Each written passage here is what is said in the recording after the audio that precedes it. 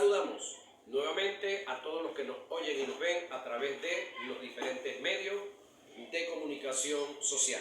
Desde acá, desde Barquisimeto, su Escuela Teológica Integral Reformadora, vamos a la clase número 10 y estamos desarrollando el tópico ¿qué produce la fe en el creyente? Y le decía, cerrando la clase pasada, que la fe es depositada en el creyente a través del nuevo nacimiento por el Espíritu Santo, por supuesto. Es decir, la fe es un fruto del Espíritu Santo que viene a depositarse en el creyente, únicamente en el creyente. ¿En el creyente en quién? ¿En el creyente en quién? Es la pregunta. En el único autor y consumador de ella, que es Jesús, como producto del nuevo nacimiento que lo produce el Espíritu Santo por su poder transformador. Así lo describe el apóstol Pablo en Gálatas. Mas el fruto del Espíritu es gozo, paz, paciencia, benignidad, bondad, fe, que es el tema que estamos desarrollando, mansedumbre, templanza, Gálatas 5, 22 y 23. Entonces, la fe es parte de la naturaleza de Dios que ha sido derramada en los creyentes, en Jesús. Para nosotros llegar a ser creyentes, pues tuvimos que haber oído la palabra, sí, prestadole atención a la palabra, lo oímos a través de un video, la vimos a través de la película, leímos el escrito, vimos el escrito en una pared, en una piedra, en una lata, alguien nos entregó un tratado, un libro, de la manera que fue. La palabra vino a ti y produjo la fe. El día que tú recibiste a Jesús, en ti fue colocada como naturaleza o nueva naturaleza la fe en tu espíritu renacido. Quiere decir que la fe ni está en nuestro cuerpo ni está en nuestra alma. ¿Está dónde? En nuestro espíritu. Entonces solamente los hombres y mujeres portadores de la fe son los que ya han nacido de nuevo. Y los que nacieron de nuevo, déjeme darle una muy buena, excelente noticia. Se nace de nuevo una sola vez y para siempre.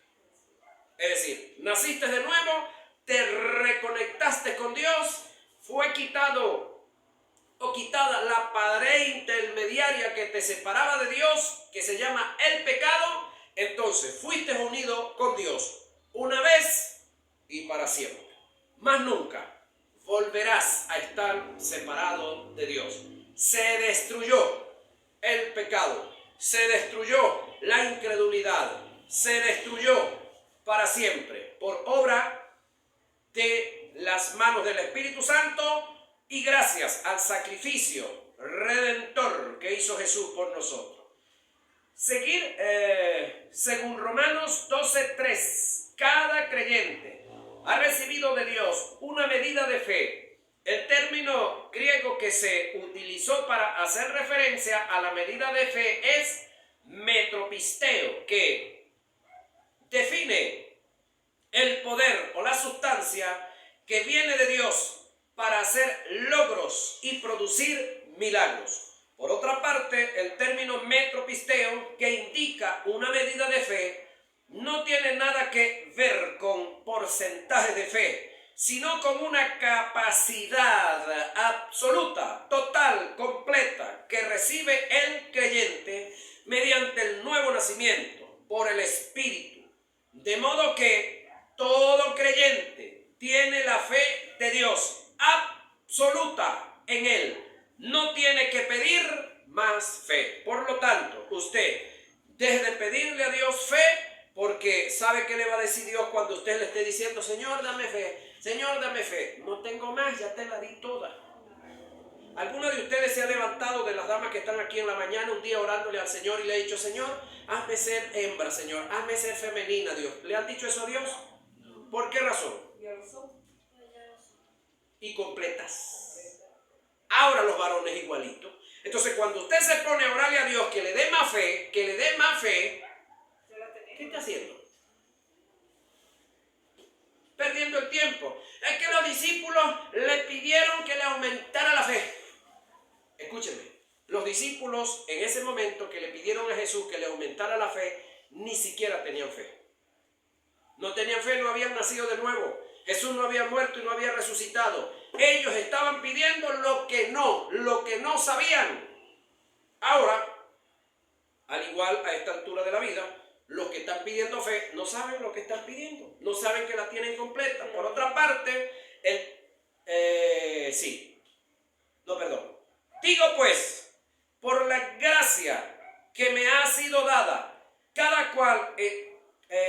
me ha sido dada a cada cual que está entre vosotros, que no tenga más alto concepto de sí del que debe tener. Párele esto. Escuche esto que lo voy a recalcar. Me llama mucho la atención. Pablo dice por el Espíritu que nadie tenga más alto concepto de sí mismo del que debe tener. Es decir, usted, Dios lo tiene en un nivel de vida. Usted no debe sentirse, escúcheme, en un nivel más alto del que Dios lo ha colocado. Amén. Amén. Pero tampoco en un nivel más bajo del que Dios lo ha colocado. ¿Sí? Si usted es hijo, sencillamente es hijo. Usted no es doblemente hijo. Usted es hijo y es hija y ya, y punto. Ahora pregunto, ¿quién de los que están aquí son más hijos de su mamá y de su papá que los otros hermanos suyos que usted tiene? ¿Verdad que eso no existe? Tan hijo es usted como lo es el otro. Y ya, hay punto. Así mismo es. Es decir, usted es hijo de Dios tan igual que Jesús y tiene los mismos derechos. Entonces, todos nosotros debemos de tener no debemos de tener un concepto más alto de sí mismo del que debemos tener, pero tampoco tenemos ni debemos de tener un concepto menor del que debemos tener, sino que piense cada uno de sí mismo con cordura, conforme a la medida de fe que Dios repartió a cada uno. Romanos 12, 13. Yo no sé si a usted le ha pasado, pero a mí se me han acercado personas y me dicen: hermano querido, pastor, yo quiero que tú le ores a Dios por mí, porque como tú estás más cerca de Dios que yo, semejante estupidez. ¿Qué pasa con esa gente? Bueno, eso es serio. Dios te oye más a ti que a mí. Ya va. Si en una familia hay un hijo que papá lo atiende más que otro, que suele suceder, muchas veces pasa porque ese hijo, cada vez que papá lo manda a hacer algo, va sin refunfuñar, va sin decir, bueno, me puedo quedar con el vuelto del mandado, y así por el estilo. Cada vez que necesita limpiar algo, barrer algo, quitar algo, mover algo, ese muchacho está presto. Entonces, los hombres y las mujeres, por gusto, pues, lo van a atender más a él, pero no es que lo quieren más, es que él se da a querer más. Entonces, una cosa es que alguien se dé más a querer y por esa razón lo ocupan un poco más que a otros. Entonces, si usted se da a querer, bueno, también puede tener ese mismo lugar. Ahora, el caso registrado en Lucas, donde los discípulos le piden a Jesús que les aumente la fe, no se ajusta a nuestro tiempo ni a nuestra posición. Ellos no habían nacido de nuevo, estaban en la dispensación de la ley bajo el sacerdocio de Aarón, no el de Melquisedec. Ahora, ¿eso está dónde? Lucas 17:5. Dijeron los apóstoles al Señor: aumentanos la fe. Que eso no está, ¿cómo le digo? No cabía para nada, porque ellos ni siquiera tenían fe, ellos tenían obediencia. ¿Qué papel juega la palabra en el creyente en relación a la fe? Vamos a estudiar esto, que es muy importante. Ya sabemos que tenemos fe, ya sabemos que todos tenemos la misma medida de fe. Una cosa es que en este caso yo tengo un don de servicio que Dios puso sobre mí como maestro, sí. Y así sucesivamente, cada hombre tiene dones de servicio que fueron colocados sobre ellos. No es que Dios nos oye más a nosotros que al mero creyente que no tiene todavía colocado de parte de Dios un don de servicio como tal, ministerial específicamente. Sin embargo, cada persona que es creyente debe tener un conocimiento de la palabra, y a medida que usted vaya desarrollando el conocimiento de la palabra, entonces usted va a ir depositando la fe que tiene sobre ese conocimiento, y entonces ahí es donde Dios va a ir operando, obrando, de acuerdo al conocimiento que usted tenga. Porque usted tiene fe, sí, pero si no tiene conocimiento bíblico, ¿dónde la va a depositar? Te lo pongo de otra forma. Agarran ahorita y te ponen en las manos 1.000.000 de libras esterlinas. ¿Qué es eso? Esa es una moneda de por allá muy poderosa de Inglaterra. O agarran y te ponen 1.000.000 de, ¿cómo se llama la moneda china? Yuan. A un yuan. Te ponen 5 millones de yuan. ¿Qué tú vas a hacer con eso? Con 5 millones de yuan tú puedes ir a comprar plátano, puedes ir a comprar ganado. No lo conocen allá. Es decir, tienes que tener una moneda que sea conocida y que sea transable. Ahora, si te ponen una cantidad de dinero en las manos, pero tú no sabes comerciar, tú no sabes para qué sirve, a ti te va a pasar como una abuelita que me dio ganas de reírme un poco, pero más ganas de tristeza, ¿no? Una abuelita inglesa, se la trajeron de Inglaterra y la metieron en este país que ellos tienen aquí en América, Canadá. En un monte de esos donde ellos meten gente y les pagan, les ponen carros, les dan armas y todo para que casen allá y les pagan por estar ahí. Bueno, el hijo creció, estudió lo que pudo por allá y se fue a la ciudad. Y de ahí se fue a Inglaterra nuevamente. Y una comadre de la señora la fue a visitar un día y le preguntó por el hijo y le dijo, bueno, que él había viajado, que él estaba lejos y que de vez en cuando le escribía, que le mandaba unas cartas y que le llegaban ahí unas cartas y ella dice con unas fotos adentro. Y le pregunta a la otra, ¿y él le manda dinero? No, lo que me manda es unas fotos ahí. Bueno, resulta que ella le dijo, ¿y yo puedo ver la foto? Dijo, sí. Fue y le buscó, pero un poco de cartas y fue abriendo los sobres.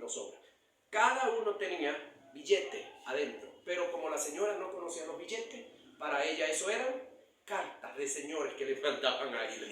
Entonces, ese problema lo tienen muchos. Tienen fe, pero no saben qué es la fe y no saben en qué usarla. Bueno, vamos, ya yo le acabo de decir que todos los creyentes en Jesús tienen fe. ¿A dónde la vamos a usar? Vamos aquí.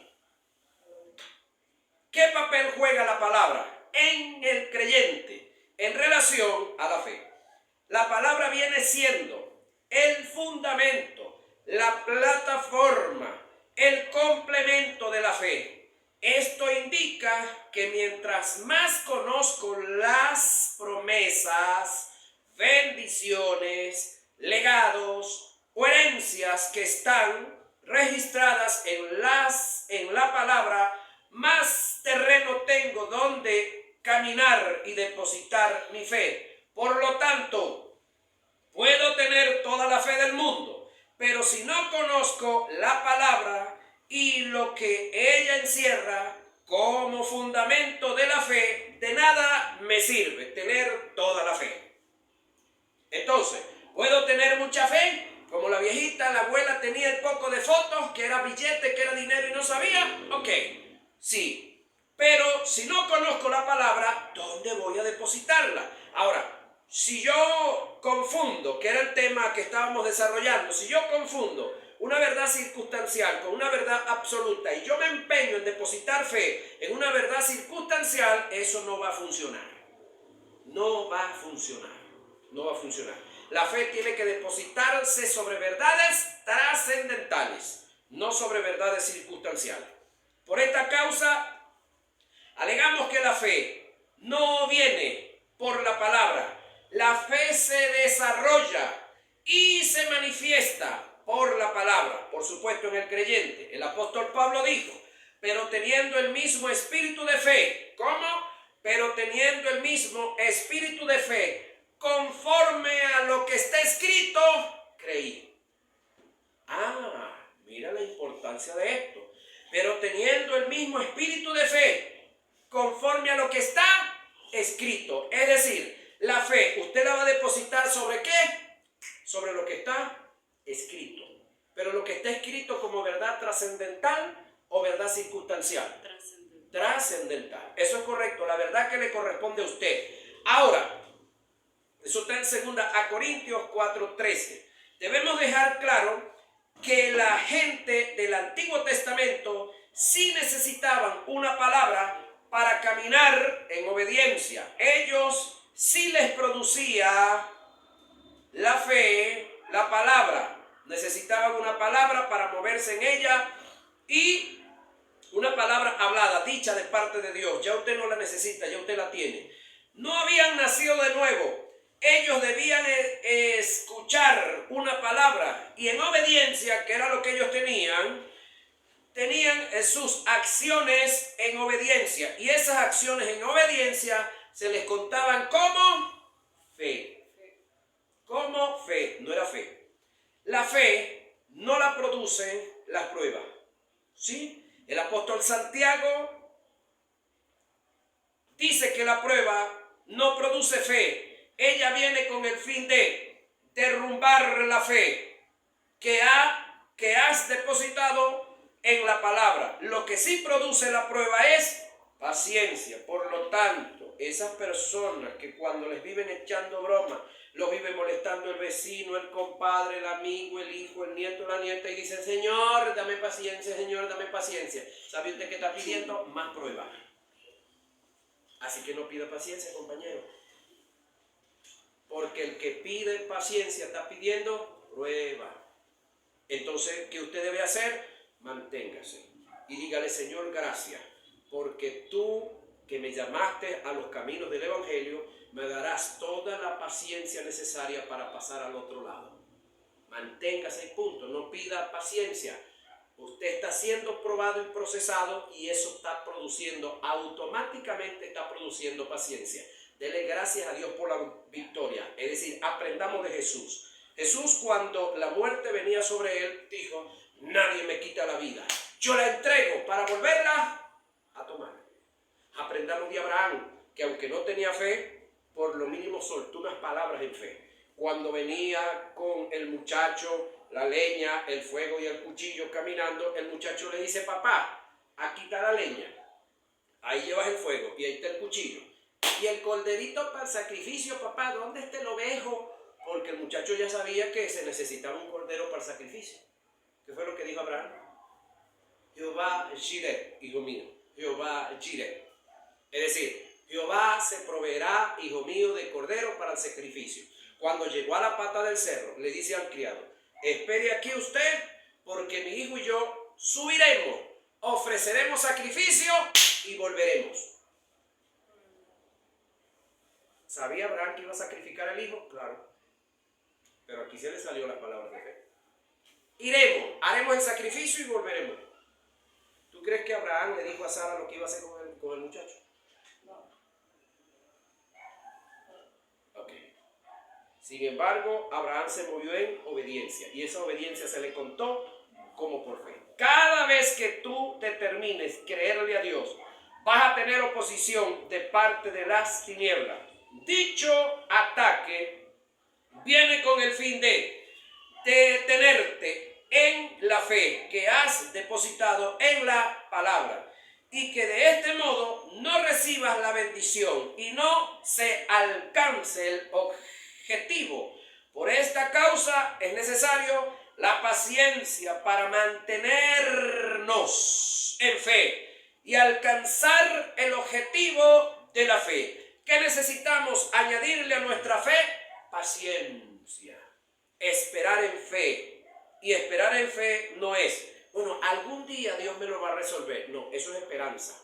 Fe es que la oración que usted hizo, usted da por hecho lo que usted está demandando, de lo que Dios le habló, usted lo da por hecho, pero aunque no lo tenga en las manos, usted sigue manteniéndose en fe hasta que del mundo de lo sobrenatural venga a lo natural. Lo que ya en lo sobrenatural es una realidad, pero que todavía no se ha manifestado en lo natural. Eso es fe.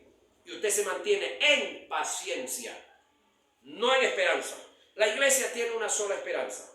Cuando yo escuché esta predicación, no la entendía, ahora la entiendo. La iglesia tiene, señoras y señores, una sola esperanza.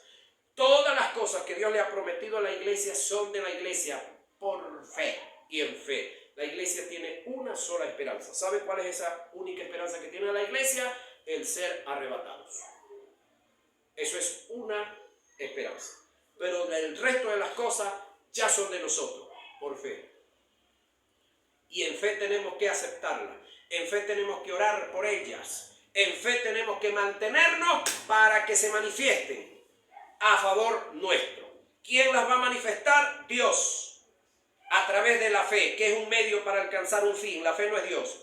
A continuación haremos un estudio etimológico del término paciencia del griego para conocer los valores y las propiedades de la paciencia y la función que tiene como complemento en la fe.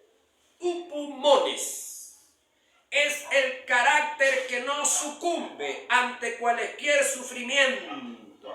Es firmeza, solidez, estabilidad.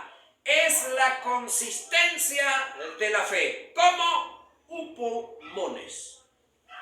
Upumones es el poder sobrenatural que Dios añade a la fe con el fin de que no desmayes en la confianza que has depositado en la palabra y el permanecer firme. Y al permanecer firme recibas lo prometido. Así lo describen las Escrituras. Pero deseamos que cada uno de vosotros muestre la misma solicitud hasta el fin, para plena certeza de la esperanza, a fin de que no os hagáis perezosos, sino imitadores de aquellos que por la fe y la paciencia heredaron las promesas. Eso está, ¿a dónde? Hebreos 6, 11 y 12. No perdáis pues vuestra confianza, que es la fe, que tiene grande galardón, porque os es necesaria la paciencia, para que habiendo hecho la voluntad de Dios, obtengáis la promesa, porque aún un poquito y el que ha de venir, vendrá. Esto es arrebatamiento.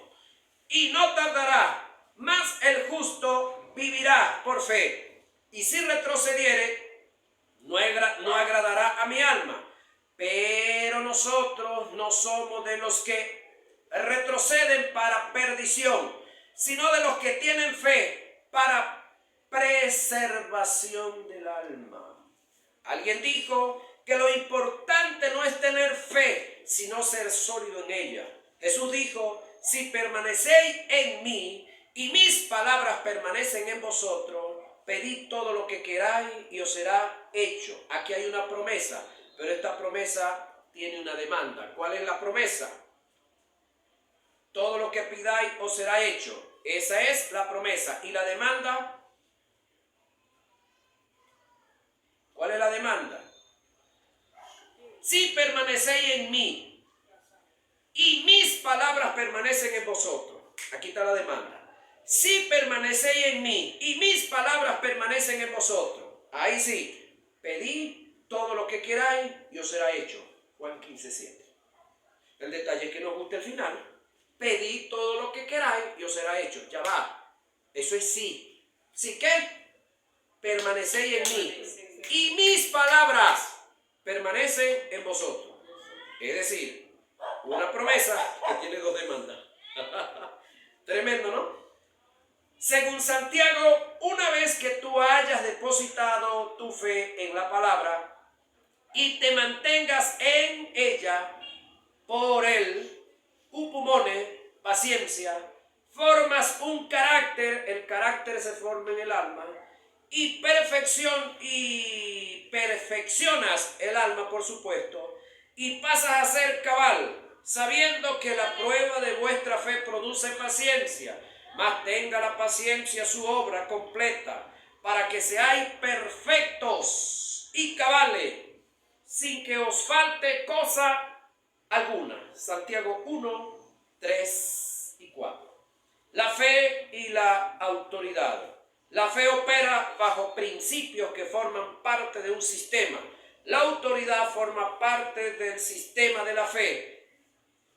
Es uno de los principios de la fe. ¿Qué? La autoridad. Nadie puede ejercer autoridad si no es a través de la fe. Pero nadie puede vivir en fe si no es por la autoridad. La fe y la autoridad son principios recíprocos, dependientes el uno del otro. A continuación voy a dar ejemplos de lo antes dicho que están registrados en la palabra. El Evangelio de Mateo nos presenta un ejemplo del caso. Entrando Jesús en Capernaum, vino a él un centurión, un coronel, rogándole y diciendo: Señor, mi criado está postrado en casa, paralítico, gravemente atormentado. Y Jesús le dijo: yo iré y le sanaré. Respondiendo el centurión me dijo: Señor, no soy digno que entres bajo mi techo. Solamente di la palabra y mi criado sanará. Mira lo que viene ahora. Porque también yo. Es decir, se está poniendo al nivel de Jesús en un área. Porque también yo soy hombre bajo autoridad. Y tengo bajo mis órdenes soldados. Y digo a este: ven y va, y al otro: ven y viene. Y a mi siervo: haz esto, y lo hace. Al oír Jesús se maravilló y dijo a los que le seguían: de cierto os digo que ni aún en Israel, es decir, entre los míos, entre mi gente, he hallado tanta fe. Un gentil le arrancó estas palabras a Jesús. Un aparente hijo del diablo. Uno que no pertenecía a los pactos y que no tenía pacto alguno. Mateo 8, 5 y 10. Ahora, en el pasaje Jesús resaltó e hizo referencia a la fe del centurión, no a la autoridad. Sin embargo, el centurión hizo referencia a la autoridad y no mencionó la fe. La pregunta es: ¿por qué? La razón está en que Jesús no le maravilló tanto la fe del centurión como algo individual, sino la fe que este hombre tenía basada en un principio de autoridad que conocía muy bien. Y el centurión, por lo consiguiente, sabía que Jesús no podía dar una palabra de fe si no estuviese sometido a la autoridad. ¿A qué autoridad estaba sometido Jesús? ¿O sometido Jesús? ¿A qué autoridad? La ley, los salmos y los profetas. La ley, los salmos y los profetas. Y también estaba sometido a todas las autoridades que estaban en su entorno, en su tiempo. Aunque eran invasores de Israel, ¿sí?, el imperio romano, Jesús siempre se mantuvo sometido a ellos. Cuando le tocaba pagar impuestos, pagaba impuestos. Cuando le tocaba hacer todo lo que le concernía a él como ciudadano, lo hacía. Ahora, lo importante acá y sumamente importante del caso es que Jesús había venido no por voluntad humana, por razón de él, sino que él había venido por propósito de Dios y había sido anunciado por los profetas, en los libros proféticos. La ley hablaba de Jesús, incluso los salmos, los libros poéticos, todos ellos hablaban. Y el centurión sabía que lo que se estaba moviendo en Jesús, esas grandes maravillas y esos grandes milagros y acontecimientos que en ningún otro se habían dado, era porque Jesús estaba sometido a la autoridad. Algo similar a lo de él, que la posición de mando que él tenía sobre 100 hombres y sobre los soldados y sobre los siervos que tenía, era que él estaba sometido a la autoridad, en este caso política, militar de aquel entonces. Y Jesús en el área de la autoridad espiritual. Si analizamos la carta de Santiago y la primera carta que Pedro escribe, nos daremos cuenta que la fe y la autoridad trabajan recíprocamente en la resistencia que hacemos a Satanás para que huya de nosotros. Analicemos el pasaje. La carta universal de Santiago, que dice: someteos pues a Dios. Mira lo que viene ahora. Resistid al diablo. ¿Cómo vamos a resistir al diablo? Sometidos a Dios. Es que funcionan las cosas. Y él huirá de vosotros. Santiago 4:7. El verbo someter que aparece en el pasaje tiene que ver con un principio de autoridad, el estar sometido a Dios, es decir, a su designio, a su propósito para nosotros. Pedro en su primera carta dice, sé sobrio, es decir, lo opuesto o lo antónimo a ser borrachito. Y velad, porque vuestro adversario, el diablo, como león rugiente, anda alrededor buscando a quién devorar. Al cual resistid. ¿Al cual qué? Resistid. Firmes en la fe. En ninguna parte la Escritura me dice que yo tengo que ir a pelear con el diablo o con los demonios. Me dice que me someta ¿a quién? A Dios. Propósito, voluntad, su designio para mí. Y en esa aptitud, cuando el diablo se levante contra mí, yo lo que tengo es que resistir en fe. Y el diablo, mire, solito agarrará sus cotizas si es que tiene y agilará, como dicen los llaneros. Ya, punto. Yo no tengo que estarlo corriendo, no tengo que estarlo espantando, no tengo que estarlo amarrando, no tengo que estarlo enjaulando, no tengo que estarle buscando sitio por donde se vaya. ¿Por donde se vaya? Ese es su problema. Punto. Yo lo que tengo es que someterme ¿a quién? A Dios. Resistirlo a Él. Y ya.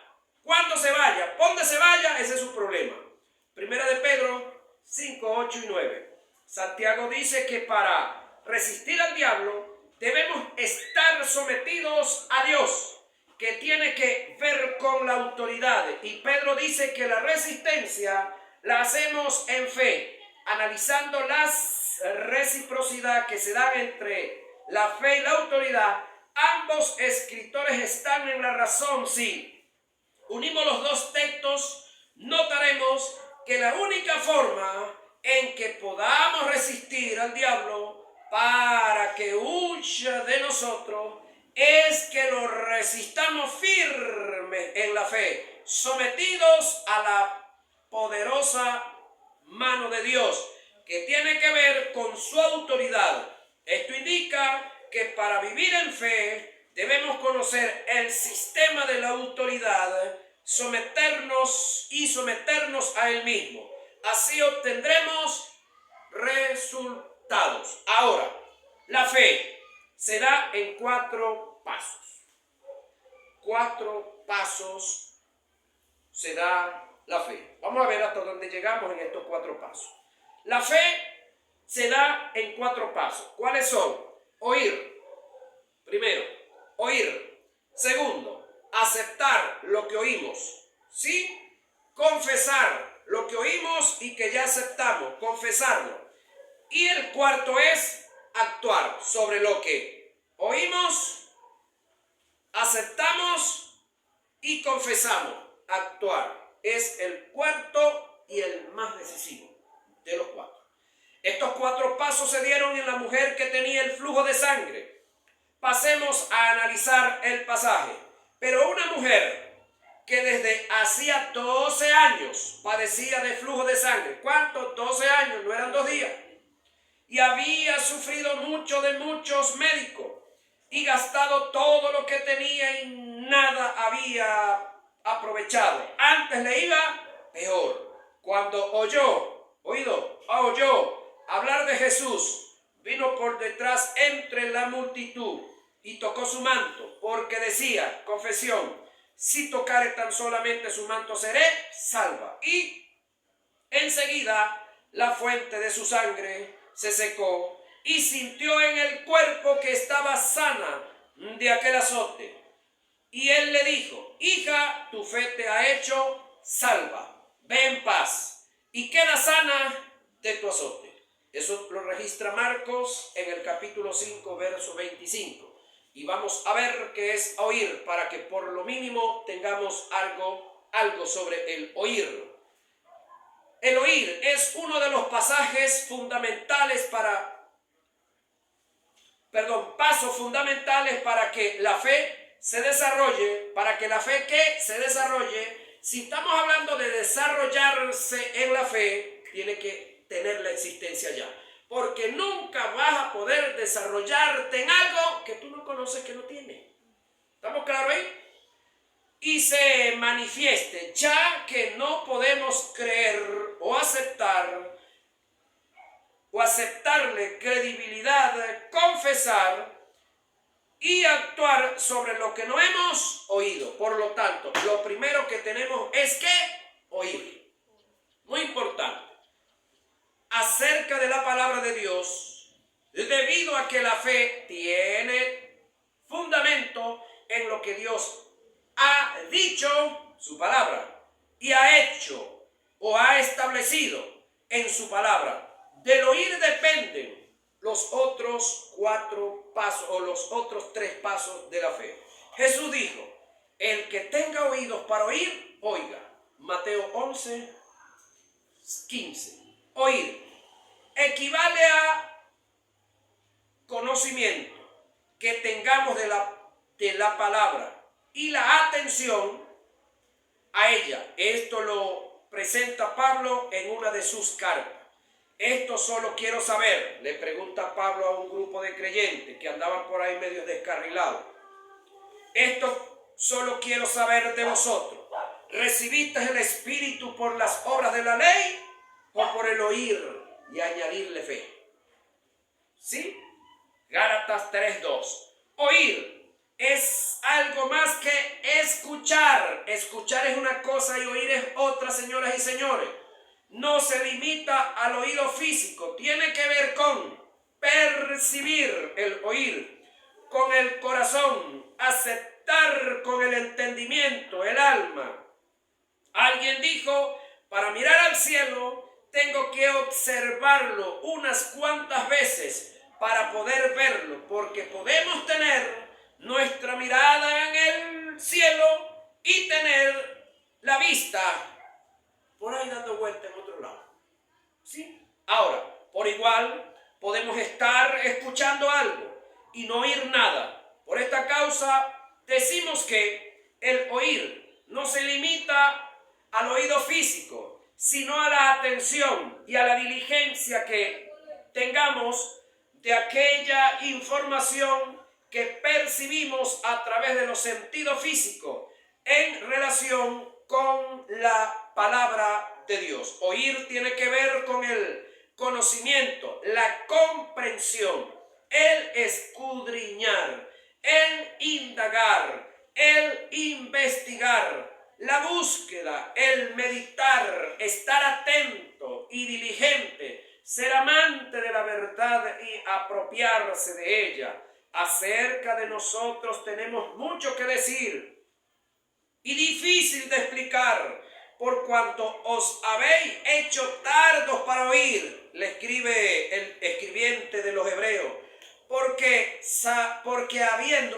debiendo ser ya maestros, después de tanto tiempo, dice el que le escribe a los Hebreos, tenéis necesidad que se os vuelva a enseñar cuáles son los primeros rudimentos de la palabra de Dios, y habéis llegado a ser tales que tenéis necesidad de leche y no de alimento sólido. Eso se lo dice el escritor de los Hebreos en el capítulo 5, 11 y 12. El oír la palabra nos permite desarrollar y preparar un fundamento sólido para desarrollar una vida de fe. Nunca descuidemos el estudio de la palabra y lo que conlleva. Pedro dijo, no es justo que nosotros dejemos la palabra de Dios para servir a las mesas. Nosotros persistiremos en la oración y en el ministerio de la palabra. Es decir, Pedro ve el estudio de la palabra como un ministerio. Es decir, era algo serio para él. Eso está en Hechos 6, capítulo 6, versos 2 y 4. Aceptar, segundo paso, tiene que ver con la aprobación, con un secundar, con una confirmación. Aceptar tiene que ver con un entender que la palabra de Dios no falla. Aceptar tiene que ver con el entender que la palabra de Dios no regresa vacía. Aceptar tiene que ver con entender que Dios no miente. Aceptar tiene que ver con entender que Dios primero, escuche esto, deja de ser Dios antes de dejar de cumplir su palabra. Y ya vamos a terminar con aceptar. Tiene que ver con el estar persuadido de la verdad del reino de Dios. El estar persuadido es más que un mero convencimiento que tiene que ver del alma, de la verdad. El convencimiento es intelectual, almático. Es algo que tiene que ver con lo relativo. El estar persuadido es un convencimiento absoluto en el espíritu. Es aquello que te lleva a tener una firme determinación hasta el punto que por nada abandonas la verdad que tiene relación con el reino de Dios. Pero persiste tú en lo que has aprendido y te has persuadido, sabiendo de quién has aprendido,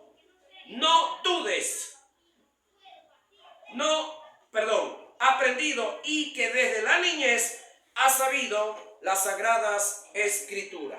Nota, y cierro con esto. Una vez que oigas la palabra, debes aceptarla sin cuestionar, ni vacilar, ni opinar, entendiendo que esta es la verdad de Dios y que Él no miente. Más adelante, cuando tratemos el punto de la integridad de Dios y de su palabra, desarrollaremos este punto. Amén. Amén. Bueno, felicidades, bendiciones para todas y todos.